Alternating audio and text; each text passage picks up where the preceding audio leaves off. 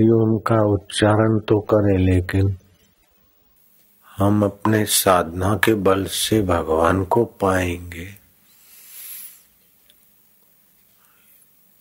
इस अहंकार में न आए। साधन तो खूब करे, लेकिन साधन की तौल से भगवान तुल नहीं जाएंगे। सो जाने जासु देहु जनाही, जानत तुम्हें ही हो जाए। बच्चा नन्हा होता है और माँ की गोद में होता है तो बड़े बड़े को कुछ नहीं समझता, क्योंकि मैं माँ की गोद में हूँ, सुरक्षित मान लेता अपने को। माँ इतनी सुरक्षित नहीं रख सकती जितना परमात्मा सर्वसमर्थ है। प्रहलाद ने अपने को भगवान में और भगवान को अपने में मानकर सच्चे भाव से शरण हो गए थे। तो प्रहलाद की रक्षा भगवान ने इतनी बड़ी मुसीबतों और आपदाओं के बीच भी की।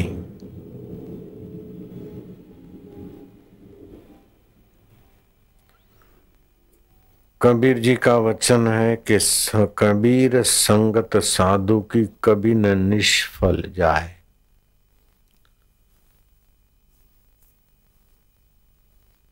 प्रहलाद मां के गर्भ में था और नारद जी की सत्संगति मिली थी।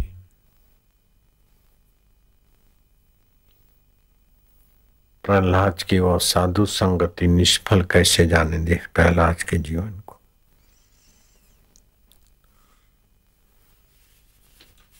अपने जीवन का उद्देश्य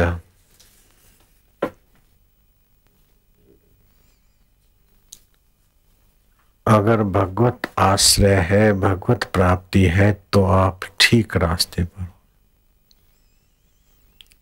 अगर उद्देश्य भगवत आश्रय और भगवत प्राप्ति नहीं है, तो धन से आप अपने को बड़े मानोगे, आप वास्तविक में निर्धनता से कतराते रहोगे। धन से बड़े तो वास्तविक धन से आप वंचित रह जाएंगे। सत्ता से बड़े तो वास्तविक सत्ता से आप दूर फेंके जाएंगे। बल से बड़े अपने को बनाओगे तो वास्तविक बल से बिछड़ जाओगे।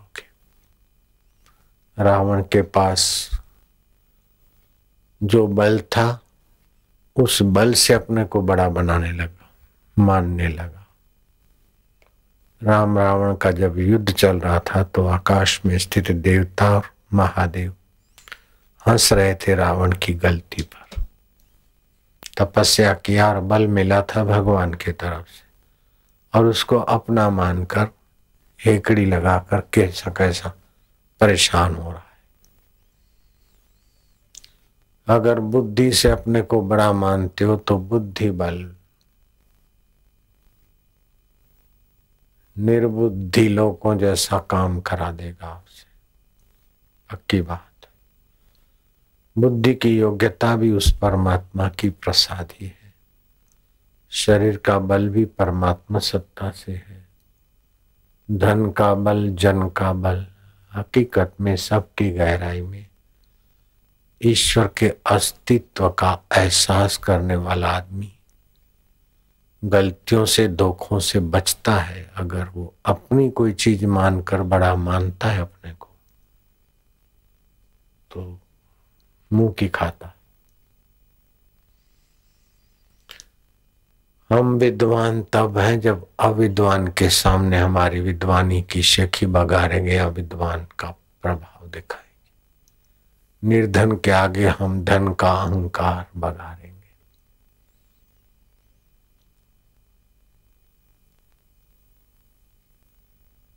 निर्बल के आगे हम अपना बल बघारेंगे। वास्तविक में हमारा स्वतंत्र बल नहीं है, उसी परमात्मा के बल से ही हमारे इंद्रियों में, मन में, बुद्धि में बल है। अपनी कोई भी योग्यता को आप अपने में थोप कर अपनी मानकर श्रेष्ठ बनने की कोशिश करोगे तो आप ईश्वर से दूर बन अलग होकर कुछ बनने के भूल में, माया के भंवर में पड़ सकते। ईश्वर के रास्ते जानने में बड़े में बड़ा भारी विघ्न है कि आदमी में योग्यता तो नपी तुल्य होती है, लेकिन अपने को बड़ा योग्य मानने लग जाता है और आचरण ऐसा करता कि लोग उसे माने कि तो बहुत बड़ा योग्य व्यक्ति। फिर उसे दंभ का आश्रय लेना पड़ता है। दंभो दर्प अभिमानश्च, भगवान कहते दंभ दर्प और अभिमान ये जीव को ईश्वर से दूर ले जाने वाले, पतन कराने वाले।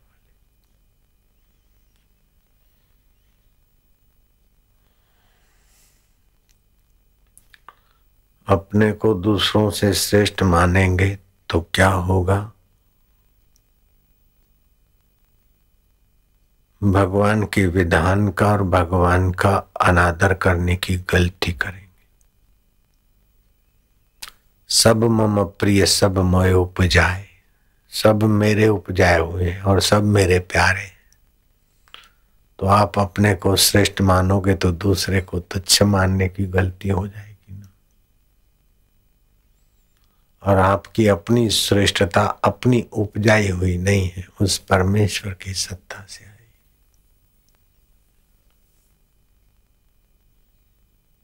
अगर अपनी सब श्रेष्ठता अपने उपजाई होती तो गलती होती है, विरोध होता है, बीमारी होती है, बाल सफेद होते हैं, उनसे आप अपने को क्यों नहीं बचा सकते?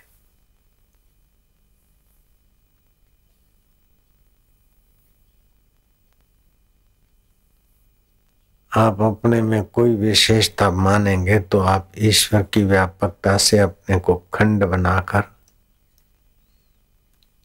तुच्छता के गहरे में अपन लोग बंध जाते हैं। हम लोग तुच्छता के घेरे में बंध जाते हैं। ऐसा नहीं कि आप हम सब धन का अभिमान, सत्ता का अभिमान, भजन का अभिमान। कई लोग तो फिर ऐसा करते हैं कि क्या करूं, मैं साधन नहीं कर सकता हूं, मेरे में जप नहीं है, अनुष्ठान नहीं कर पाया, मैं ये नहीं कर पाया, मैं दान नहीं कर पाया, मैं कुछ भी नहीं।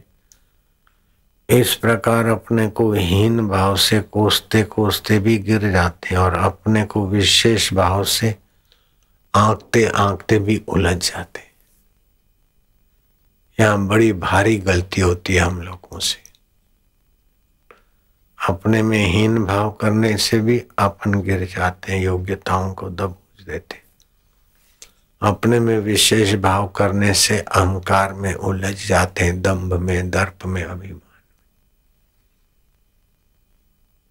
मान पुड़ी है जहर की खाए सो मर जाए, चाह उसी की राखता वो भी अति दुख पाए।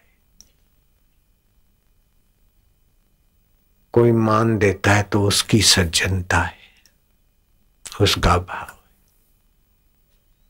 कोई अपमान करता है तो हमारी गलती हो तो हम निकालें, अगर नहीं है तो भगवान की कृपा है कि देह का अभिमान मिटाने को ऐसा अवसर मिला।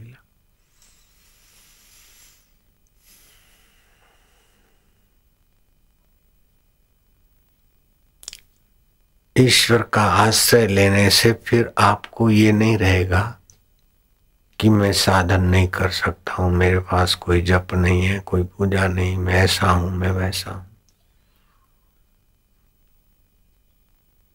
आप कैसे भी हैं ये पक्का कर लो कि आप भगवान के थे, हैं और रहेंगे।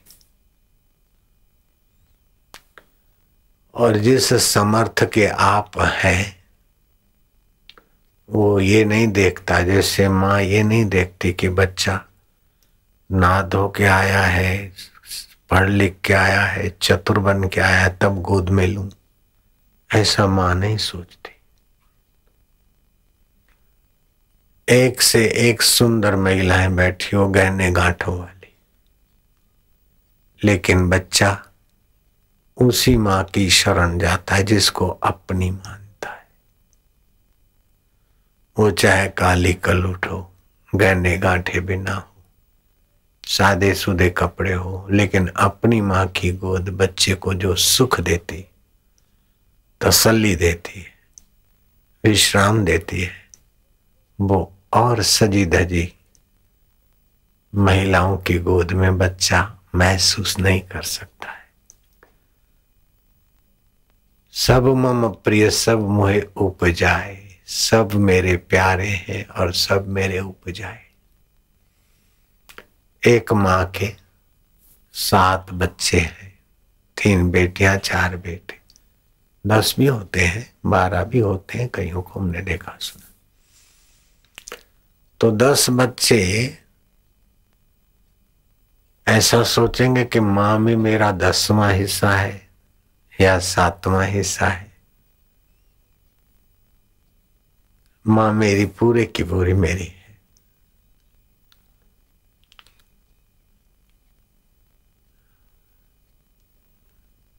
हमारे 2-3 तो मर गए भाई बहन, और हम 5 थे, 3 बहनें 2 भाई। तो हमने माँ को 5वां हिस्सा नहीं माना था, माँ पूरी है अपनी। ऐसे ही भगवान को हम ऐसा नहीं मान सकते कि इतने इतने लोग हो गए तो हमारा भगवान का लाखवां करोड़वां हिस्सा भगवान हमारे नहीं, हमारे भगवान पूरे के पूरे हैं। माँ का सामर्थ्य और योग्यता तो सीमित है, और भगवान का योग्यता सामर्थ्य असीम कहना भी एक गलती है। भगवान का सामर्थ्य और योग्यता क्या है वो तो भगवान ही जानते। महाराज तुम्हारी गति मति तुम ही जानी, नानक दास सदा कुर्बानी। तुम्हारी गति और मति तुम ही जानो देव, हम तुम्हारे हैं। इस प्रकार का भगवान के साथ अपना भाव मानकर फिर ये ओमकार की साधना, श्वासोश्वास की गिनने की साधना करें, और फिर कह दें कि महाराज ये तो हमने अपना आपकी आज्ञा का, शास्त्र की आज्ञा का पालन किया, लेकिन आप मिलोगे अपनी कृपा से। मेरी तड़प बढ़ा दो, वो भी आप ही बढ़ाओगे, और मिलोगे भी आप अपनी कृपा से। महाराज कब मिलोगे देवनाथ?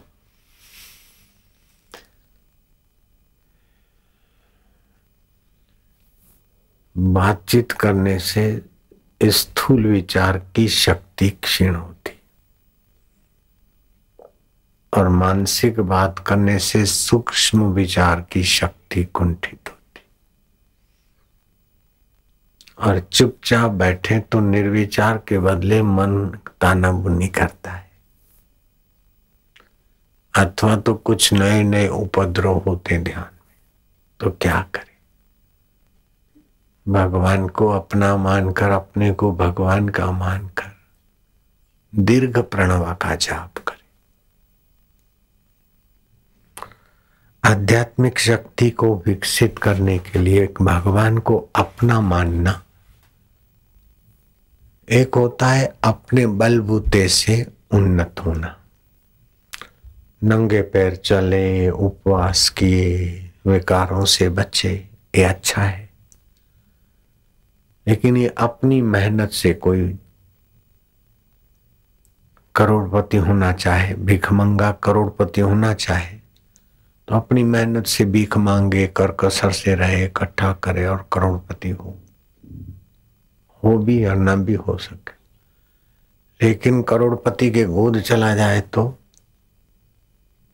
उसी दिन से वो करोड़पति का बेटा करोड़पति है। ऐसे ही हम भगवान के और भगवान को पाए हुए संत महात्माओं के अपने को मान ले, हो गया काम। फिर थोड़ा सा साधन भी बड़ी बरकत देता है।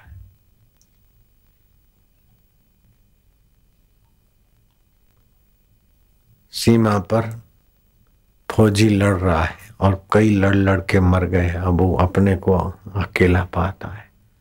फिर भी जूझ रहा है, क्योंकि हमारे पीछे कर्नल है, जर्नल है और सेना आती है।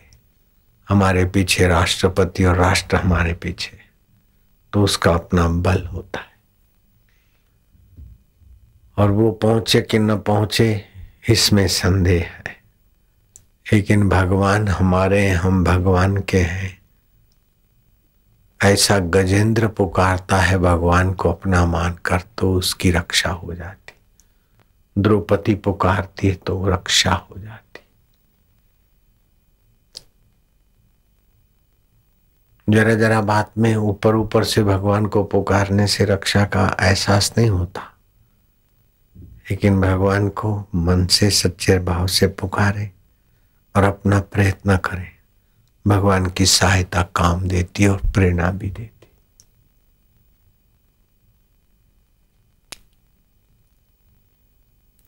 मेरे में ये काम बेकार है, मैंने ये गलतियां किया है, मैंने ये पाप किया है,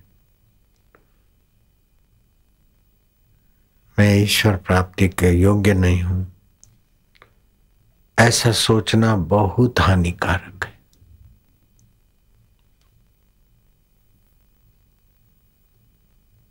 कोई सज्जन आदमी ब्राह्मण को आमंत्रण दे आया और ब्राह्मण घर पे आए, उसने बिछाया, ब्राह्मण को बिठाया, पानी का गिलास रखा, थाली रखी। अब ब्राह्मण ये सोचे कि भोजन देगा कि नहीं देगा, खिलाएगा कि नहीं खिलाएगा, तो बिल्कुल गलती है। गलती है बिल्कुल। ऐसे भगवान ने हमको मनुष्य शरीर दिया है और हमारे में श्रद्धा भगवान ने भरी। संत मिले हैं, गीता, रामायण, उपनिषद, योग, वशिष्ठ आदि ग्रंथ मिले, तो समझो थाली मिली है, गिलास मिला है, आसन मिला है, भोजन कराने वाले का घर मिल गया है। अब अपने को अयोग्य मानना ही अयोग्यता है। क्या हम अपने बल से इतने योग्य हुए? ये रामायण, गीता आदि का ज्ञान, योग वशिष्ठ आदि का प्रसाद अथवा श्रद्धा, जप, नियम, इतना सूझबूझ, क्या हमने अपनी अक्ल, होशियारी और योग्यता से अपना शरीर बनाया है? नहीं, भगवान ने अपने घर में बुलाया है मानव शरीर। भगवान आमंत्रण दे रहे हैं अपने घर में, मनुष्य शरीर दिया, समझो भगवान ने बुलावा दिया।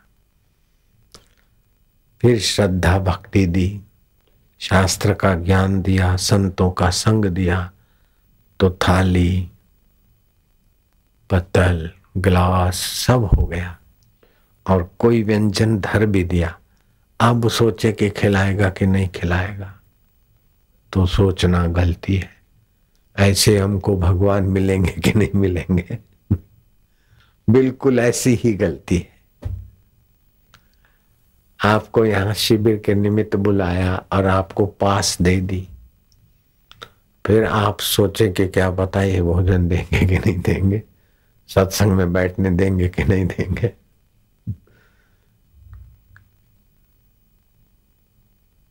तो हो सकता है कोई सेवादारी आपको न बैठने दे, लेकिन वहां ऐसा कोई सेवादारी नहीं कि न बैठने दे। मनुष्य शरीर मिल गया है भगवत प्राप्ति के लिए,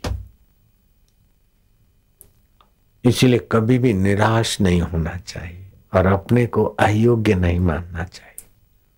गलती हो तो सुधारते जाए और नहीं सुधरती तो हे नाथ, ये गलती मेरे मन में है, मेरे बुद्धि में है, गंदी आदत है, आप ही कृपा करो। फिर गलती का एहसास करके गलती निकालने को ठान लो, लेकिन मेरे में गलती है ऐसा न मानो। मन में गलती, शरीर में गलती, बुद्धि में गलती। बिगड़ी जन्म अनेक की सुधरे अब, और आजू तुलसी होई राम को राम भजी तजी को समाजो। हम भगवान के होकर भगवान का भजन करें। हम क्या है कि सेठ होकर भजन करते हैं, भगत होकर भजन करते हैं, पंजाबी होकर भजन करते हैं, माई होकर भजन करते हैं, बलवान होकर भजन करते हैं, निर्बल होकर भजन करते हैं, निर्बल होकर भी भजन मत करो, बलवान होकर भी भजन मत करो। वास्तव में तुम सत्य, चित्त और आनंद के थे, हो और रहोगे, तो आप उसी के होकर भजन ध्यान करो।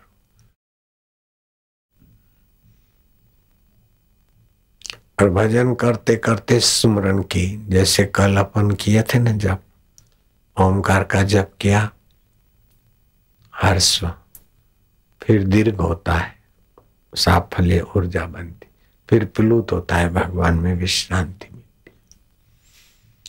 तो ज्ञान, प्रेम और विश्रांति, ये तीन चीजें मनुष्य की मांग है और ईश्वर की देन स्वाभाविक है उसके लिए।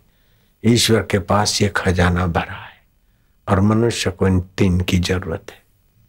प्रेम, खाया पिया भया सुखी, फिर चिंता करे फलाना मुखी, वो प्रेम से मजा आ जाता है।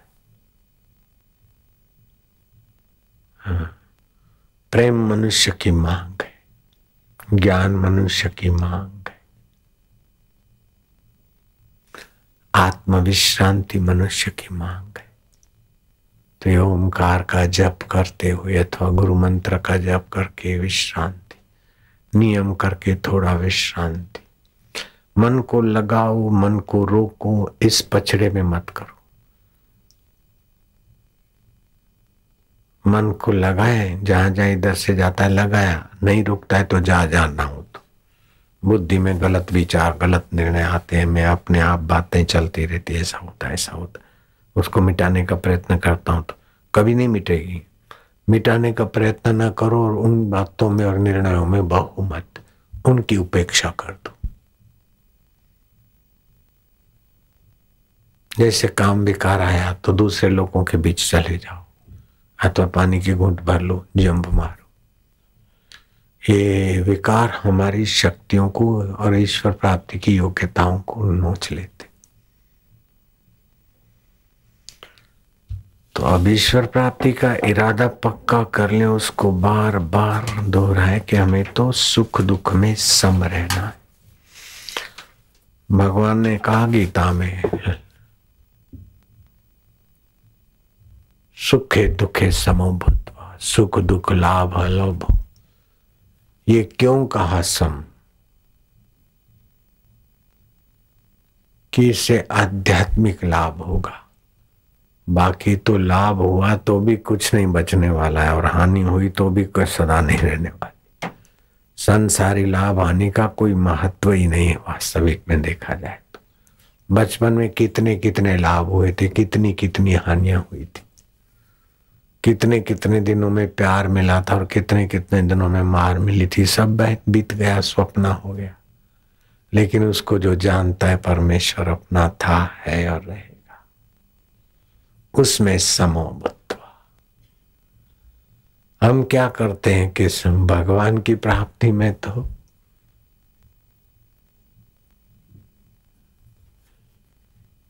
हुई न हुई चलेगा, संसार की प्राप्ति में अपने को झोंक देते। संसार के लाभ को हम सच्चा मानते, हालांकि वो है नहीं, हो के मिट जाता है। भगवान का लाभ ही सच्चा लाभ है, भगवत प्राप्ति लाभ ही सच्चा लाभ है। संसारी लाभ कितने कितने लोगों को क्या क्या लाभ हुआ, अब देखो बुढ़ापे में कुछ भी नहीं, मर गए तो क्या ले गए। आप भगवान की विश्रांति में डूबते जाओ। जो सत्य है वो मेरे आत्मदेव है, मेरे परमात्मा है। जो चेतन है वो मेरे परमेश्वर है। जो आनंद स्वरूप है वो मेरे परमात्मा देव है। मैं उनका हूं, वे मेरे। वे मेरे मन को जानते, बुद्धि को जानते, चित्त को जानते, मेरी बेवकूफी को जानते, लेकिन दयालु है। बच्चा कितना भी बेवकूफ हो, माँ उसकी बेवकूफी अथवा योग्यता नहीं देखती, माँ तो समझती मेरा है। ऐसे भगवान हमें अपना तो मानते हैं और हम खाली स्वीकार कर ले कि हम भगवान के हैं, बस। अगर अपना नहीं मानते तो इतनी सारी योग्य जगह पर कैसे बुला के बैठा दिया ब्रह्म ज्ञान के सत्संग में।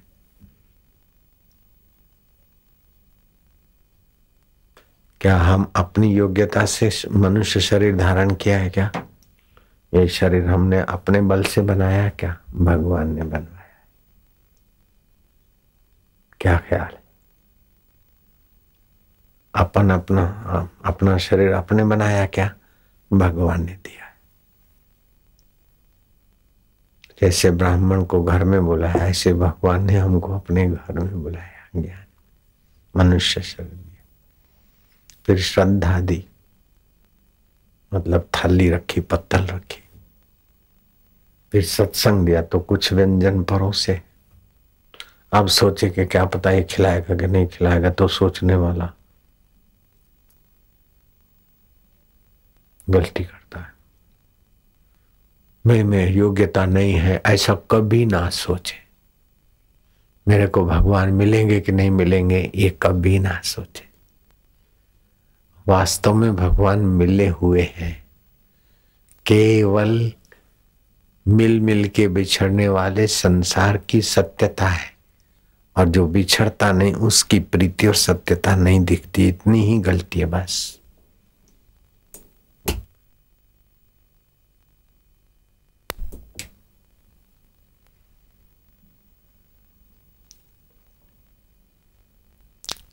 भगवान वेदांत का ज्ञान देते गुरु के द्वारा। ऐसा नहीं कि मरने के बाद कहीं जाएंगे तभी मुक्ति होगी, अथवा कोई अवस्था बनेगी तब हमारे को भगवान मिलेंगे, अथवा इतने यज्ञ और इतने व्रत और इतने तप और इतने नियम करेंगे तब मिलेंगे। ऐसा नहीं।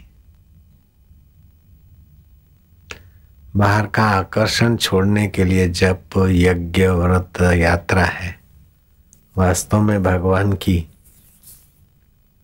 भूख जग जाए, जैसे बच्चे को माँ की भूख जग जाए तो माँ हृदय से लगा देती, ऐसे भगवान हृदय में प्रकट हो जाते। बिल्कुल सच्ची बात।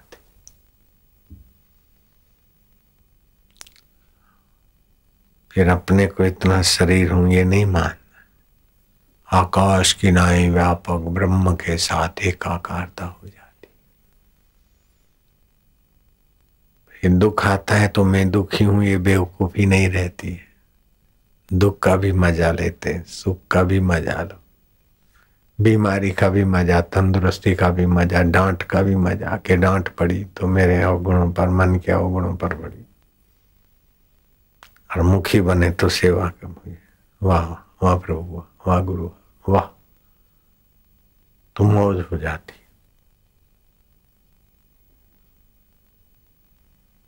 संसार की विफलता आई है तो आसक्ति छुड़ाने के लिए, सफलता आई है तो सेवा करने के लिए। दोनों का मजा है। बीमारी आई तो संयम सिखाने के लिए, और तंदुरुस्ती आई तो उद्यम, साहस, धैर्य, बुद्धि, शक्ति और पराक्रम करके अपनी संस्कृति की सेवा और प्रसादी का प्रचार।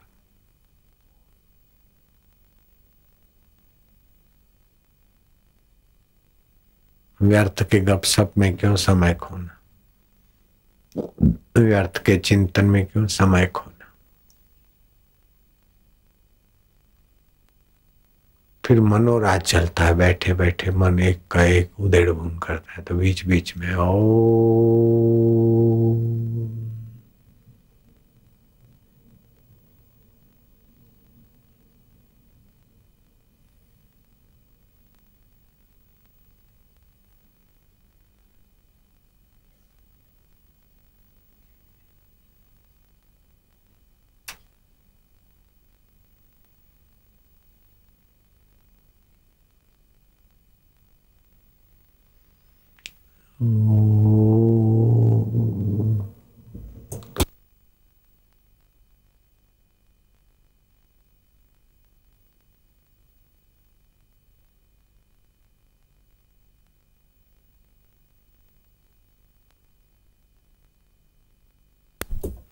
ध्यान करने की कोशिश न करो, ध्यान में बह जाओ, डूब जाओ।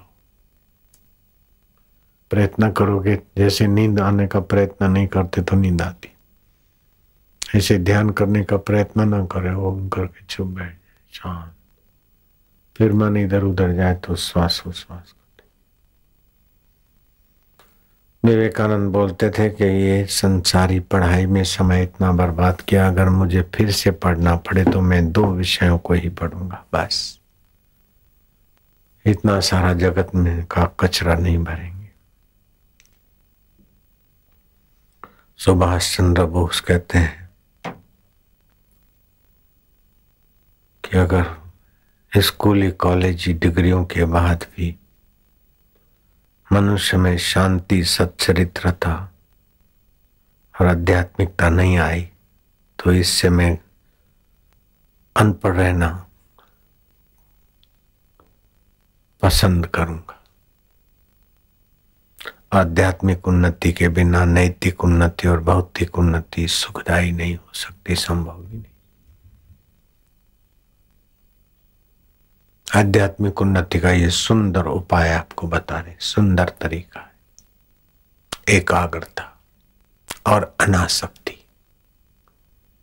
एकाग्रता और अनासक्ति। अनाश्रिता कर्म फलम, गीता में भगवान ने कहा, कार्यम कर्म करोति या सन्यासी च योगी, वह सन्यासी है योगी। एकाग्रता और आसक्ति का अभाव भगवत प्राप्ति में एकदम सीधा रास्ता कर दे। और एकाग्रता में संयम की, सदाचार की जो आवश्यकता है, शर्त, दंभ, पाखंड, निंदा, चुगली, दुराचार, इससे अपने को बचाएं। अगर फिसलते तो हे भगवान, हे प्रभु, हे नाथ, रक्ष माम, रक्ष पाहि माम।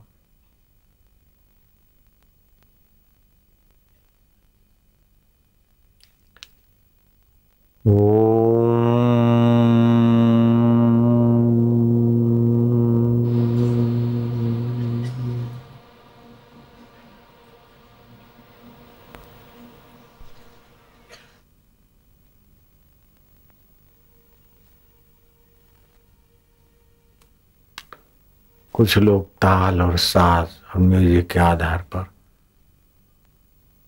श्रोताओं को झुमा देते हैं। थोड़ी देर के लिए तो उनको मजा आता है, लेकिन आध्यात्मिक उन्नति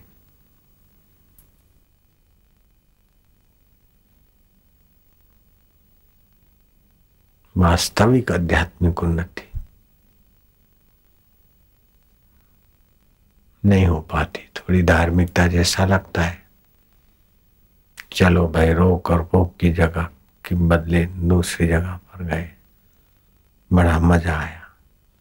सत्संग में, कीर्तन में मजा आना एक बात है, और तत्व में, परमात्मा में विश्रांति पाना दूसरी बात है। परमेश्वर तत्व में, परमेश्वर स्वभाव में, और परमेश्वर स्वभाव सभी के रोम रोम में रम रहा है। इसीलिए उस परमात्मा को बोलते राम। रामायण में लिखा है, उमा राम स्वभाव जे ही जाना। उस रोम रोम में रमने वाले सच्चिदानंद प्रभु का स्वभाव जिसने जाना, उसका जीवन तो विश्रांतिमय, ज्ञानमय, रसमय हो जाता है। चाहे स्कूली विद्या नहीं भी हो, सर्टिफिकेट नहीं भी हो, बड़ा भव्य ज्ञान उसके हृदय में आ जाएगा। उमा राम स्वभाव जे ही जाना, ताहि भजन तजी भाव न आना। ये जो सुना है उसी में आप चुप बैठो, अपने तरफ से ध्यान ना करो, ध्यान हो जाने दो। अपने तरफ से साधन ना करो,